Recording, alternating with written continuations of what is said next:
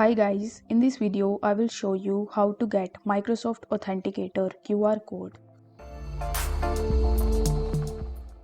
In order to do so, you first have to launch your web browser and in the search bar you need to type login.live.com.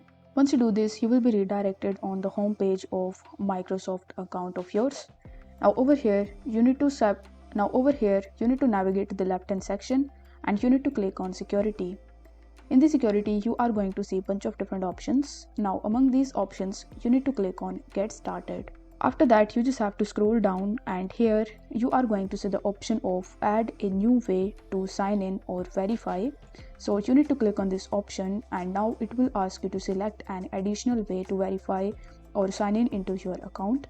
So among the given options, you will have to click on Use an app. Afterwards, it will ask you to set up the Microsoft Authenticator app. So you need to click on Get It Now. Then you just have to open your Google Play Store or App Store and in the search bar you need to type Microsoft Authenticator. After that you need to download and install the Microsoft Authenticator. Microsoft Authenticator application in your device and then you simply need to open it. Once done, you will have to press next in your PC and if you are signed in for the very first time, then it will show you a QR code which you need to scan via your Microsoft Authenticator application, and this way you will be able to easily get Microsoft Authenticator QR code.